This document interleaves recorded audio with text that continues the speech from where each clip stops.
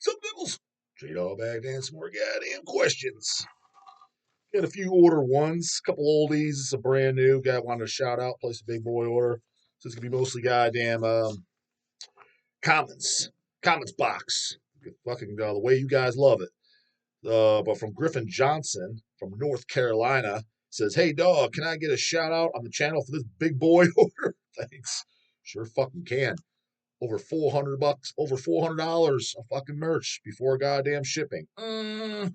Those are my kind of orders. And not only that, but he had the good shit in there too. To give an example, he had some Deicide in there, some Cannibal, some Christian, and some fucking Hem.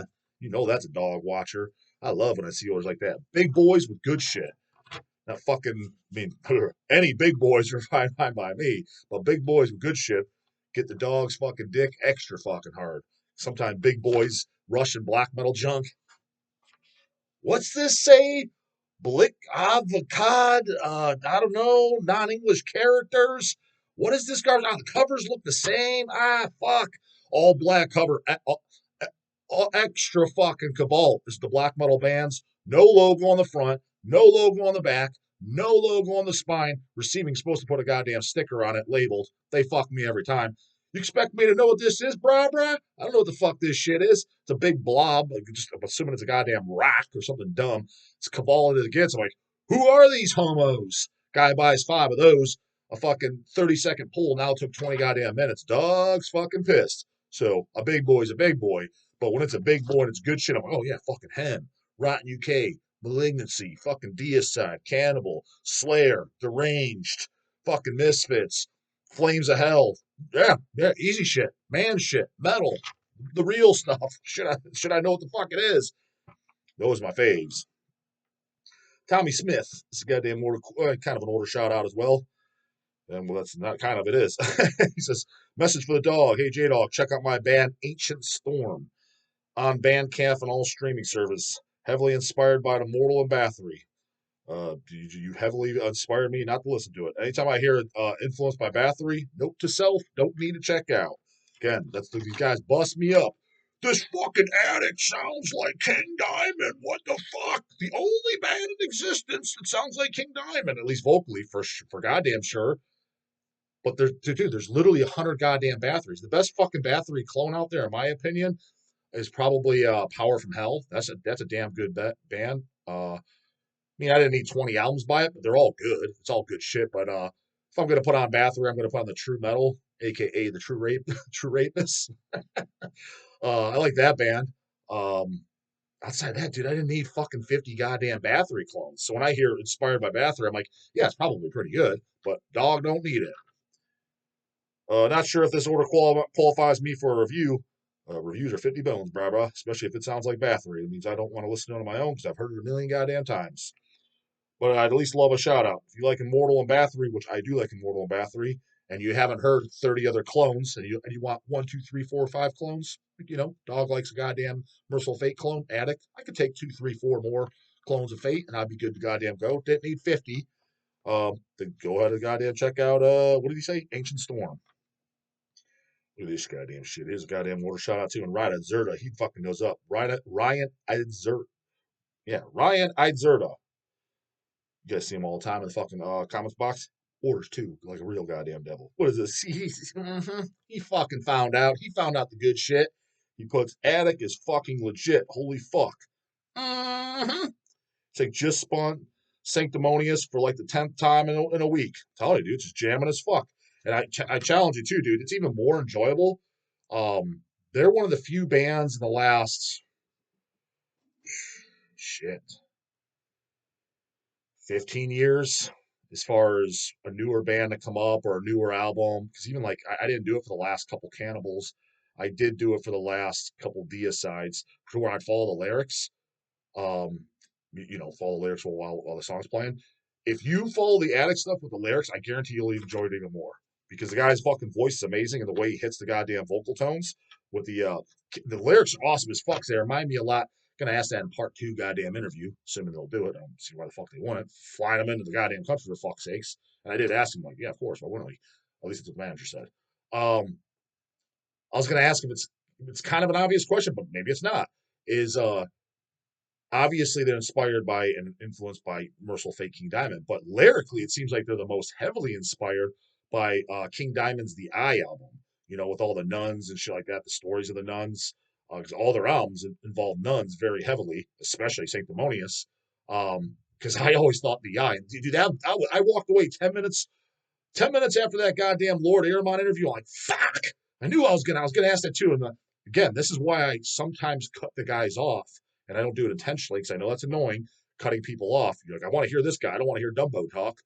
I cut people off so I don't forget what I was going to ask. And I literally had in my head in the middle of the interview, I was going to ask while he was talking, and I forgot to ask about covering King Diamond the Trial on the Teach Children to Worship Satan album. Fantastic cover album.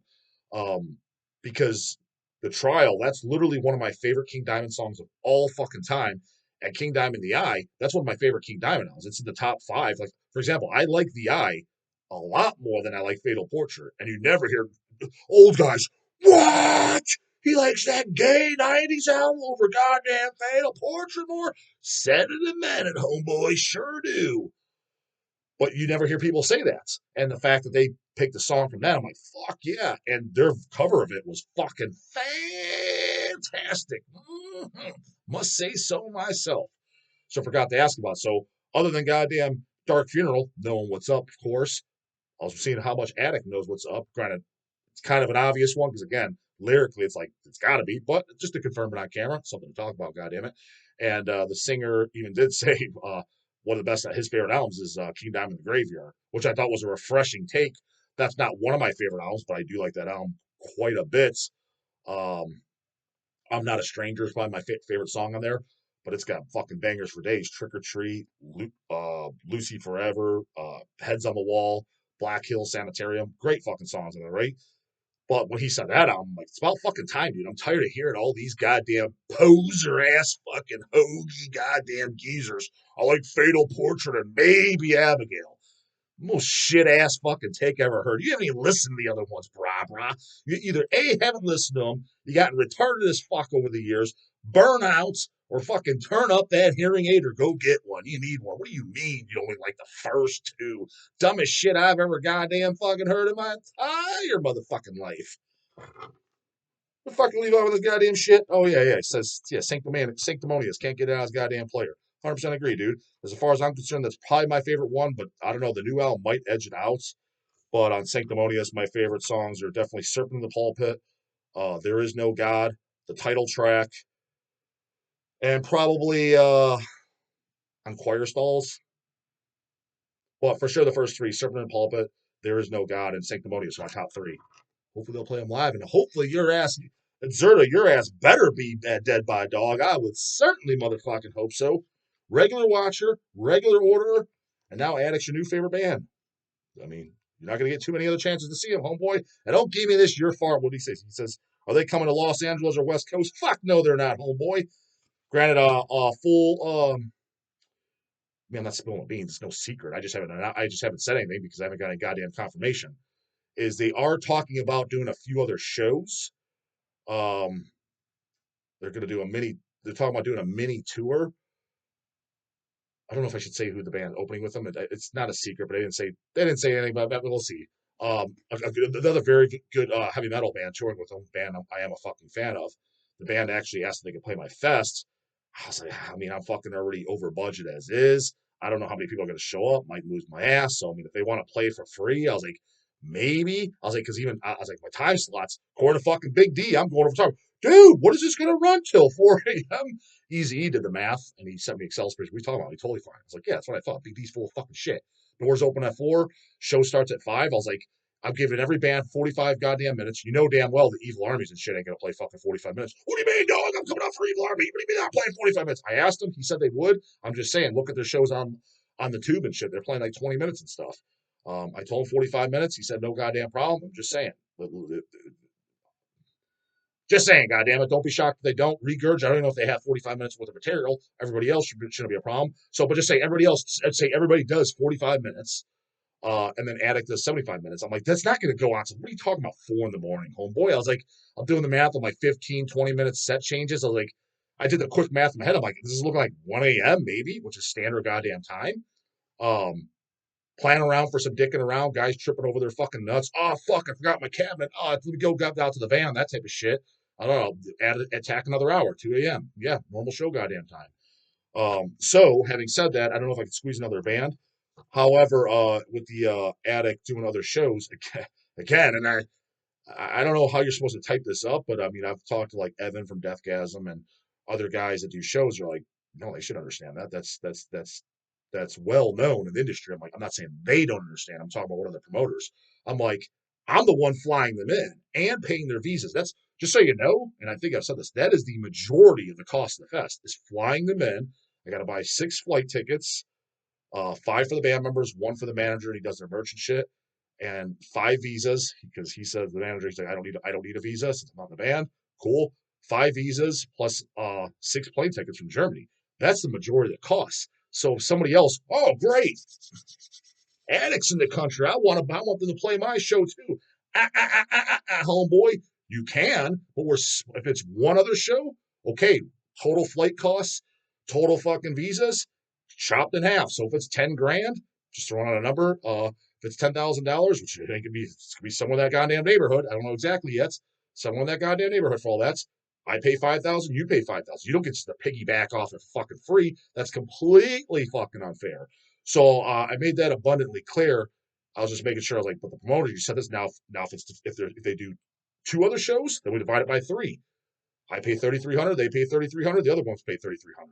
It's not just the Dawg pays the major expense and hey, we'll just pay Attic their fee and that's it. What's the problem? What do you mean? What's the problem, dum dum? That should be common fucking sense.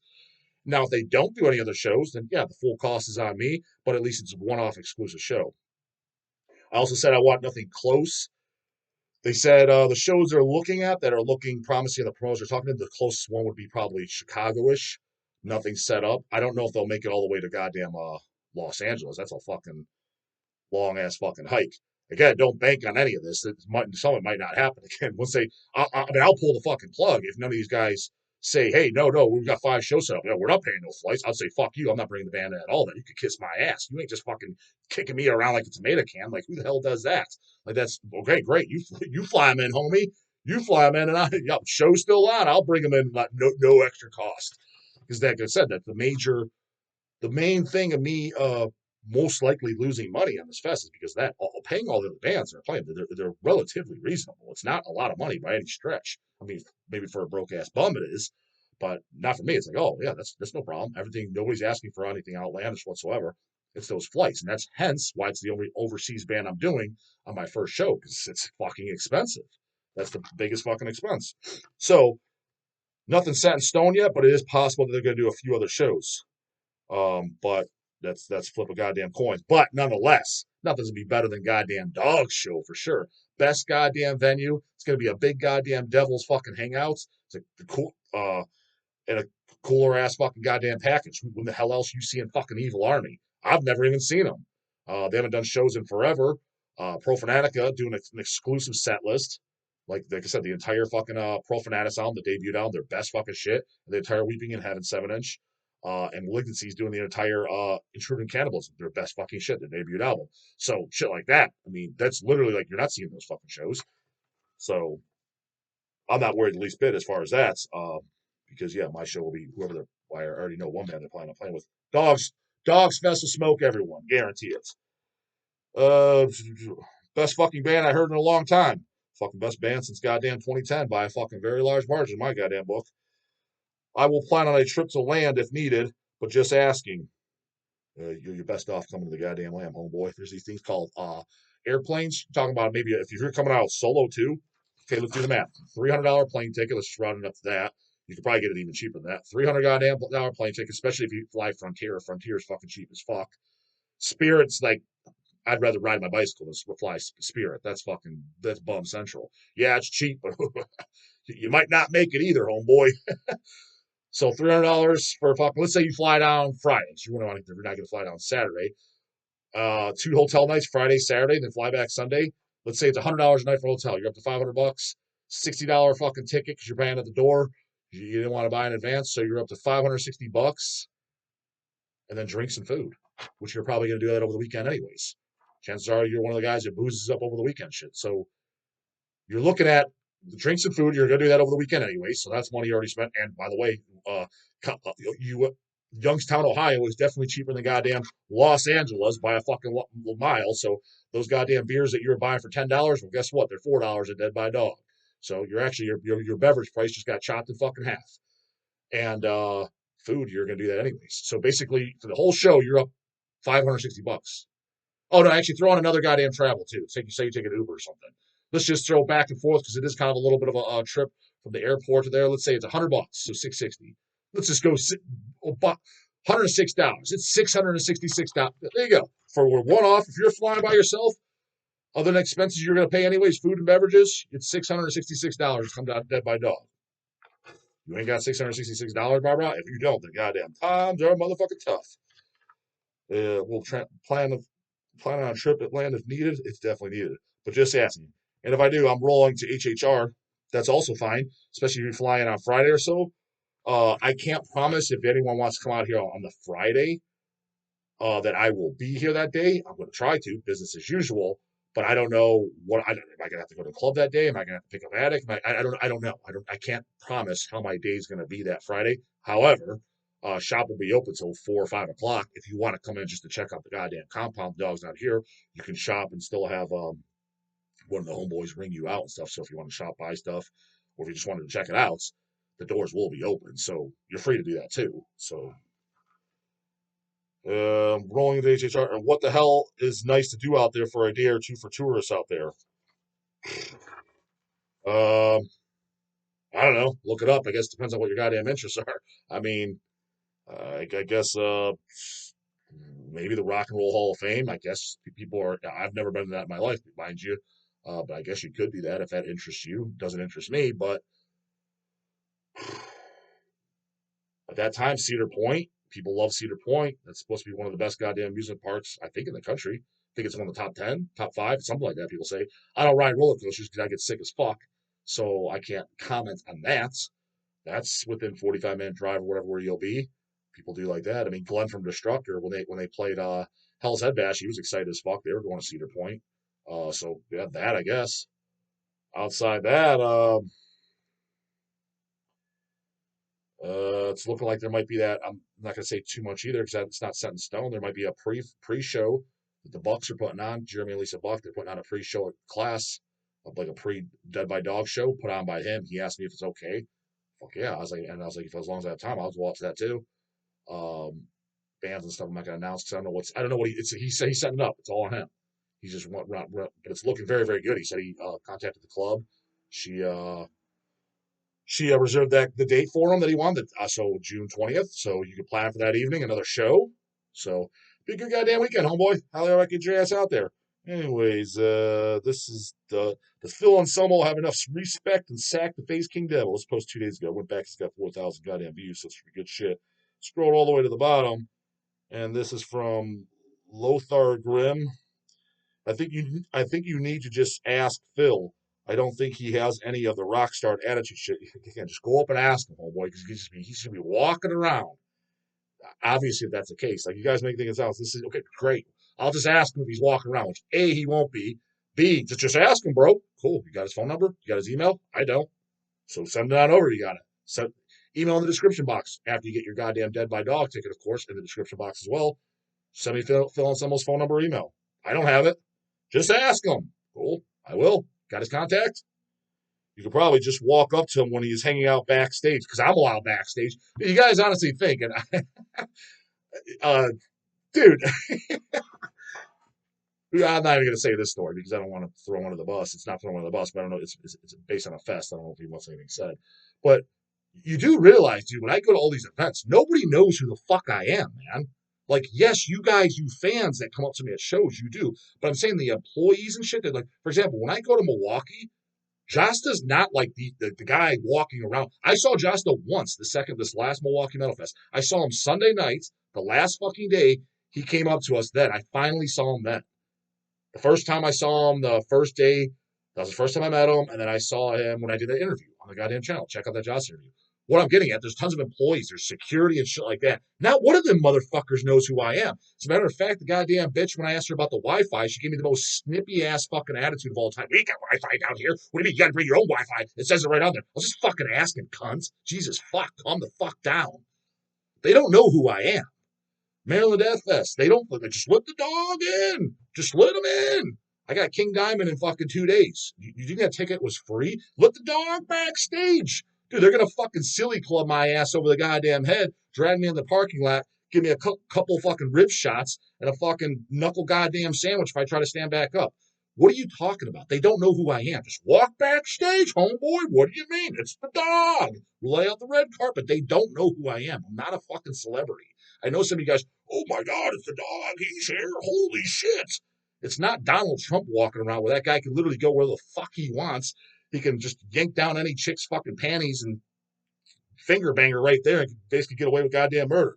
It's not like that.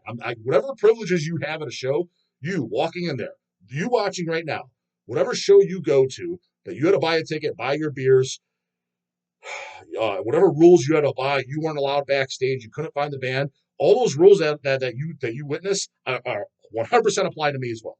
Every single one of them. Just so you know. Now, well, how did you get Glenn Bend and stuff? Because that was hours of fucking advance tracking down contacts and setting that up. Which I will do the same for Phil if I can get it, but I don't fucking have it. So there's that. So just walk backstage, dog. Just grab Phil by the arm. Just do it. It's just that easy. Because I mean, I'm letting you guys know in detail because this is not like the first guy that says shit like that. Even my brothers are like, just go up to him. Yes, he's just walking around. If it's some Ham and Ager, some UG band at the goddamn Clash, yeah, of course I'm just gonna walk up to him. But King Diamond's not just, I'm sorry, that's not just a walk up to him. I don't even know where the fuck the guy's at. Hell, half these guys, for example, you don't think I try to get goddamn Tom Angel Ripper at Hell's Heroes? I couldn't find that guy for the life of me. You bet your ass I asked. I was texting goddamn Christian, who does the, Christian's the guy's name. Dude, check out my goddamn Christian review too of Necrofire. It's his fest. I asked, where's he at? I don't know. He literally is the fest promoter, and he didn't know. And a couple of the people that I asked that are working there said, oh, he's probably back at his hotel. He's just waiting to go on stage. He's 5 miles down the fucking road getting fucking lap dances and blowjobs and his goddamn popping fucking bottles off champagne. Like he's not even there. Like just go up to him, dog. Great, I'd love to. He's not around. That's Foo Fighters. Ian Swift. That's Foo Fighters. Dude, God, Jesus, fuck. Foo Fighters, dude. Again, unmanned metal. Just more brain dead sheep canoe fucking garbage fucking radio rock that was jammed down your goddamn throat that only a fucking moron would listen to. Basket case. Dawg ever talked about Vader? Sure has, multiple fucking times. Curious if he thinks they're good or total canoe core. Dude, only fucking canoes don't like goddamn Vader. Their demos are probably their best. Not to be that guy. It's just Reborn in Chaos, that CD, which had 2 of their demos. That was the first thing I picked up. Love that. And then my favorite albums are probably Litany, Black to the Blind, and De Profundis. The debut album is fucking great, Ultimate Incantation, but it's not my favorite. And they're one of the few bands, I think every album by them is good. But Revelation up, I don't know them. They have, I think it's on the Empire album, song Triumph of Death. That's a really goddamn good song. I don't know if I'd call it Triumph of Death, though, because, I mean, Hellhammer fucking had the demo called Triumph of Death, so I probably would have renamed it something else, but nonetheless, it's a very, very good song. Off that, what record is that? Impressions in Blood, God is Dead, Hallelujah. That's a great song off a later album. But what I'm getting at is Revelations up. I don't know all the songs left. Like, it's kind of not a new listen, but I don't know them. As opposed to like Litany Down, I know those pretty goddamn well, those albums. Those are the ones I grew up on. But I don't think they have a turn in the catalog. They're a pretty goddamn consistent band. Their albums, especially Litany Up, or you can even say Black to the Blind stuff, it's pretty overproduced music, but it works for them because I think their songs I just thought they were really goddamn good songwriters. And I thought Peter's vocals were very unique. He had a unique voice back when bands had their own identity, back, so like in the early days, you had Cannibal Then you had Deicide, you had Morbid Angel, you had Vader, um, you had Immolation, you had Craig Pillard from Incantation at the time. None of those guys sounded alike. Each guy, even though it was growling vocals, with the exception of goddamn David Vincent on goddamn Ultra Madness and shit, his more of a snarlish fucking devil voice. Each guy, they have their own identity. That's the biggest problem with now. Most bands, they don't have their own identity. It's like, this shit all just sounds the goddamn same. You put on Dismember, Matty Karki doesn't sound anything like goddamn any of the U.S. bands. Hell, he even sound like fucking Entombed or Grave. Even there, the vocal, granted that they started to sound guitar wise, the buzzsaw guitar, they're all ripping that off. But vocally, they at least had their own goddamn identity. So that's another cool thing about Vader. Yeah, I mean, there's bands that come along. Don't get me wrong. Now, Oxygen Destroyer and shit like that sound similar, but until the last 15, 20 years, you're like, yeah, who the fuck's that? Who's vocalized? Who the hell sounds like goddamn Peter? And I was like, I can't think of anybody. So, and maybe there's an obscure band or so here or there that I just haven't heard, but it wasn't the goddamn norm. So it was like, oh, this again. So another band that had their own goddamn identity, good songwriters. I noticed the UG fucking Gavalt tough guys, they generally would dismiss them because, oh, it's overproduced. Yeah, but their songwriting fucking smokes the goddamn shitty ass bands that you like. So yeah, okay, your stuff's more raw and underground sounding, but their songwriting fucking blows. These songs are boring as fucking shit. So yeah, no, Vader's fucking great. I've definitely talked about him on the goddamn channel. Seen him multiple times. I've met Peter twice. I wanted to interview him for the channel. The last tour that got announced, it was Vader and Christian, but they didn't come in through Cleveland. I don't know why. I was considering going to Arizona for it, making one of my Arizona trips. You guys know I go out to Phoenix a lot. They were playing in Phoenix, but that was the time when I looked up tickets. They wanted $1,000 a ticket because it was like baseball season, the baseball practice season or something, where they call it summer camp or some shit. So everybody flies during that time. I was like, I'm not paying $1,000 to fly to fucking Phoenix. It's fucking principle. Usually when I buy a ticket to Phoenix, it's $300 max. I just bought tickets for December. I think we paid $200 a piece. Like, I'm not paying $1,000. Like, that's a fucking ripoff. $1,000. That's to go fly to goddamn Germany. I'm not. There's no way in hell I'm paying a fucking $1,000. But I was considering doing it, so I go there anyways because I wanted to specifically interview Peter. So unless something drastic happens, the band breaks up and I never get a chance, or fucking guy dies or something. 'Cause he's up there, goddammit. I'll look him up too. He's one of the oldest guys at Deathmetal. Peter for Vader, I think he's like 60 or 61. Like, he's older than you would think, but he's older than the GBs, the Chris Barnes, the Corpse Grinders, the Ross Dolans. Like, he's older than those guys. I looked up, holy fuck, motherfucker's older than I goddamn thought. So I do want to interview him. Like I said, I met him twice for sure. Got a photo with him when I was a kid, and I got a photo with him about 5 years ago when they played a Cleveland show. An update photo, probably around, like 2018. Yeah, probably about 2018, I would say. And this was before I was doing the channel. And he was always cool, very talkative. I had him sign tons of my shit back in the day. So like my Black to the Blind, Litany, all that stuff signed by him. And since I have my picture with Doc too. I met Doc from Vader. I have my picture with him and stuff signed by him. So like, for example, my Reborn in Chaos picture disc, I remember Doc saying, "Oh shit, this is a bootleg. I don't even have this." And I didn't even know it was a bootleg. I was, "Oh shit, hell yeah, even better. Boots your best, goddammit." Doc and Peter, it's signed by to this day, and that's on my wall. Reborn in Chaos picture disc. And the CD signed by Doc and Peter. And yeah, my picture with Doc is that he's towering the fuck over me. He's obviously dead now, so it's glad to say I met him. But yeah, no, Vader's fucking great. I'll talk to him a handful of times, and that he's a bucket list Peter that I want to fucking interview, and I think that's completely realistic. So I don't think that's how I don't think he would duck the Dog. So that's more realistic than Phil Anselmo. Granted, if Phil wants to fucking do an interview, Dog's down. Hit me up, goddammit. Got that email, homeboy, in the beginning? So send it my way. Comes with surgery, but the guy my skills in the morning. Later, goddammit.